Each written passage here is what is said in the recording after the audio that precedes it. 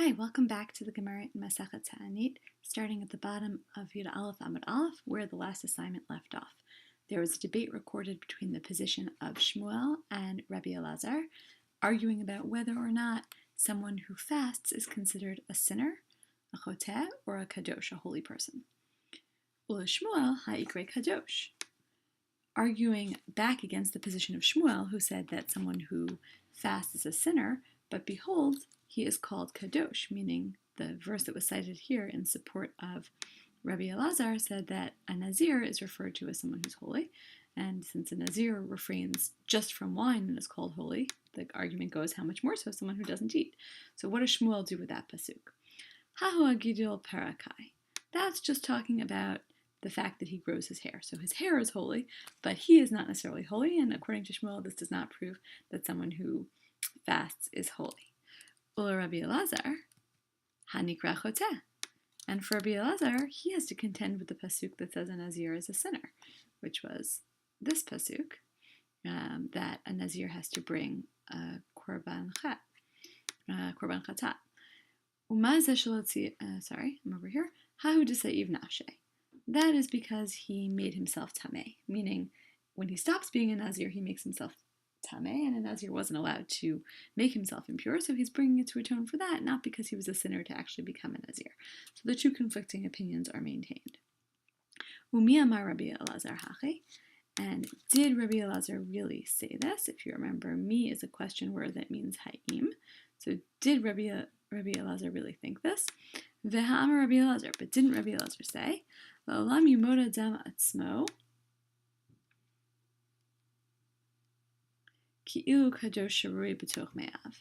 a person should always consider oneself as though holiness were sort of hanging out inside his kishkas, inside his intestines. Shne'emar, as it says, B'kirbacha kadosh v'lo b'ir. This reference to pasuk from Hosea, this reference to there being holiness inside of you. And if there's holiness inside you, maybe you can't fast and kind of upset your insides. Lo kasha. Not a contradiction between the two statements of Rabbi Elazar. Hadimati l'tzu'urei nafshe, hadilo mati l'tzu'urei nafshe. One is where he's able to afflict himself in this way, and the other is where you're not able to afflict yourself in that way. In other words, if you're someone who can fast without harming yourself, so then it's a good thing. But if you would harm yourself to fast, then it's considered a bad thing. It's sort of attacking the holiness within you. Reish Lakish amar nikra chasid. Reish Lakish says that someone who fasts is called a chassid, a pious person. Shne'emar gomel nafsho ish chesed ve'ocher she'ero v'gomer. Because there's this pasuk from Mishlei that talks about essentially someone afflicting themselves as being a good person. That's this pasuk.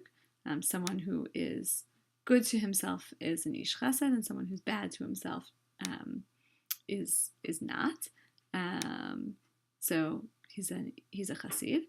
Amar Rav Sheshet, Hai bar Rav diyativ b'tanita. There's a certain student, the student who sits in a ta'anit, right, a talmid chacham, lechol kalba shelo shirutei, let a dog eat his portion. In other words, it's sort of his portion's going to waste. His sort of a waste for him to be devoting his energies to fasting when he should be focusing on being a student. Amar Rabbi Yirmiyah bar Abba, ein ta'anit tzibor b'Bavel. And Rabbi Yirmiyah bar Abba says there's no real ta'anit tzibor, no real communal fast in Bavel, ela Tisha B'Av bilvad, except for Tisha B'Av. Meaning all other fasts are sort of considered as individual fasts. The only communal one is Tisha B'Av, which has certain implications halachically. Amar Rabbi Yirmiyah bar Abba, or it's really Rabbi Yirmiyah bar Abba, Amar Reish Lakish, Ein talmid chacham rashay lo'yeshev b'ta'anit mipnei shemama'et b'melachat shamayim. A talmid chacham is not allowed to sit and fast because it takes away from his service of God. So you can't serve God as well if you're busy fasting, and that would be a reason not to fast. Ochlin v'shotin mishchashecha. Going back to the Mishnah, this idea that the fast that these Yechidim did was during the day, and at night they would eat and drink. Amar Rabbi Zeira, Amar Rav Huna, Yachid shekibel alav ta'anit, afilu achal v'shata kol halayla, l'machar hu mitpalel tefillat ta'anit. So an individual who takes upon themselves a fast, they fast during the day, and even if they ate and drank all night, the next day they would say tefillat ta'anit. They would say aninu, the special prayer for a fast that goes into the Amidah, because the daytime is the fast and not the night. Lan beta'anito, if the person who was fasting during the day fell asleep at night while still fasting, right, was planning to eat at night but fell asleep before they could do so, ino mitpalel shel ta'anit. Then the person does not say the ta'anit prayer the next day. It somehow negates the fast. Amar Rav Yosef. Rav Yosef wants to examine this statement of Rabbi Zera. Mai kasamar Rav Huna. Sorry, really it's the statement of Rav Huna.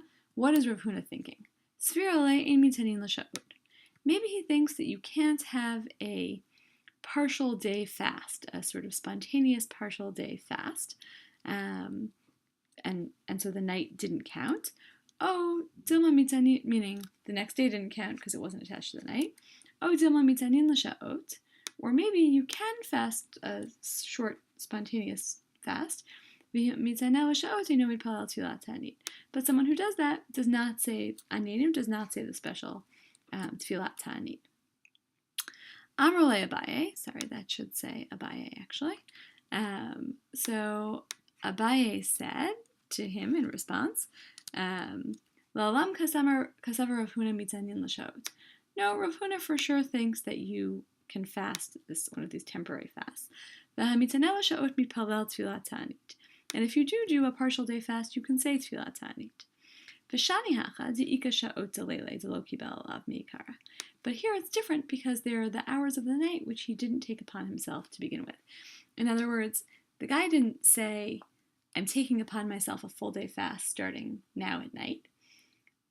He or she just fell asleep without planning a fast. So they'd been planning to eat that night. That was going to be the end of the fast. And then they fell asleep and they woke up in the morning. So they can't count the hours of that day as the continuation of a fast day that started at night because they didn't actually plan to fast at night. If you wanted it to count, even as a half-day fast, right, so then you would need to plan it in advance. So in other words, the counter case would be somebody who decided at night, I'm going to fast, or someone who purposely, didn't eat at night and then in the morning was like, you know what, I haven't eaten this far, I think I'll call it a fast day and stick it out the rest of the day. Mar Ukva ikla leginzak. Mar Ukva went to a place called Ginzak. Ba'umine, and they asked him, Mitanin l'sha'ot or ein mitanin l'sha'ot? Can you have one of these half-day fasts or not? Lo hava biyadeh. Literally, it wasn't in his hands, meaning he didn't know the answer. Kan kanin shel nochrim asurin mutarin. Are the jugs of non-Jews forbidden or permitted? Meaning, these are jugs, klei charas, earthenware jugs that have been used to store wine, and the wine itself would be problematic. So is the jug problematic for Jews to store their wine in or not? Lo have biyadeh. He didn't know the answer. B'mesh himesh Moshe kol shivat yimei hameluim. What did Moshe wear when he engaged in the ceremony to create the priesthood for Aaron and his sons? Right, when he was sort of designating them as Kohanim, what did he wear? Lo hava biyadeh, and he didn't know the answer. Azal v'shalai be midrasha. He went and he asked in the Beit Midrash. Amrule, and they said to him, Hilchatan mitanin l'sha'ot. The halacha is that you can have a half-day fast, umidpalin tefillat ta'anit, and you can say tefillat ta'anit if you do that. V'hilchatan kan kanin shel nochrim la'achar 12 chodesh mutarin. And the halacha is that these jugs that belong to non-Jews are okay after 12 months. B'mesh himesh Moshe kol shiva yimei hameluim b'chaluk lavan. And what did Moses wear for those 7 days? He wore a white cloak, so it was neither his regular clothing nor was it the official Kohen clothing. Rav Kahana matni b'chaluk lavan she'ein lo imra. And Rav Kahana said it was a white cloak that had no hem at the bottom. Amar Rav Chisda. So Rav Chisda said, put the colon there.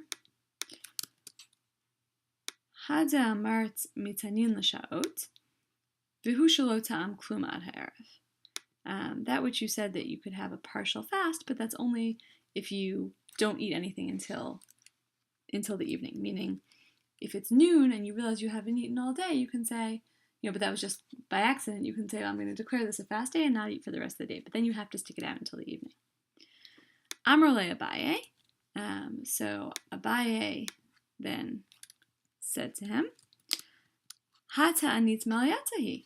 Isn't that a perfect ta'anit, right? Why are you singling out this case? Lo tzricha di'ima chamluche.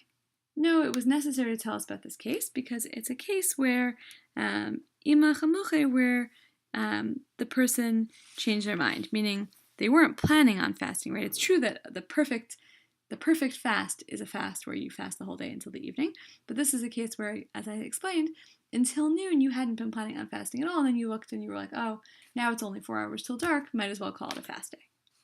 And what this is teaching us is that still counts as a real fast. Ve'amar Rav Chisda, kol ta'anit shelo shakal av chama, lav shmei ta'anit. Any fast where the sun didn't set on it, it's not considered a real fast. Meaning, fasting just part of the day and eating before it gets dark is not a real fast. Meitzveh, contradiction. Anshe mishmar mitzanin v'lo mashlimin. The anshe mishmar would fast but not complete the day.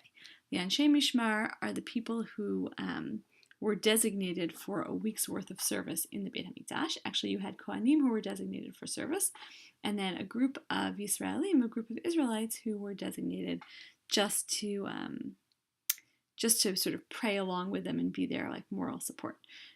So they fasted, but they didn't fast the whole day. Hatam mitzori nafshe ba'almahu. No, that's not a case of, we're not saying that we called that a fast even though it wasn't the full day. It's that was just to afflict their souls in a general kind of way, meaning that was just a kind of symbolic gesture of making themselves suffer. It wasn't they really counted that as a whole fast, because actually we don't think that a half-day fast counts. Tashma, here's another attempt at proving it. Z'amar Rabbi Eliezer ben Tzadok, Ani mibnei banav shel Sanav bin Binyamin. I'm from this family, Upa machat chal Tisha b'Av li'ot b'Shabbat, and one time Tisha B'Av fell out on Shabbat, v'dachinu achar Shabbat, and they pushed it off till after Shabbat, which is what we do, so it fell on the 10th of Av. V'hit'aninu bo v'lo hishlimunhu, and we fasted, but we didn't fast the whole day, because the 10th of Av is traditionally a holiday in my family. So doesn't that prove that a partial day fast counts? No. Hatam nami litzuri nafshi ba'almahu. There also, it was just sort of a symbolic gesture of torturing themselves, but they weren't actually counting it as a real fast. Tashma, one last proof. Ze'amar Rabbi Yochanan, Ehe b'ta'anit ad she'avo lebeiti. I will fast until I get home. Like he's out somewhere, and he's like, I'll fast until I get home. So doesn't that imply that that counts as a fast? Nope. Hatam l'shemutei nafshi mibei nesiyahu da'avad. There it was to excuse himself from the house of the Nasi. So he would be at somebody important's house, and he didn't want to eat there. So he would just say, oh, I'm fasting. Right? I can't, it's not nothing personal, it's just that I have to be fasting. But then as soon as he got home, he would break the fast. But that wasn't actually a fast in the fasting sense. That was a social excuse. Okay, we will stop there.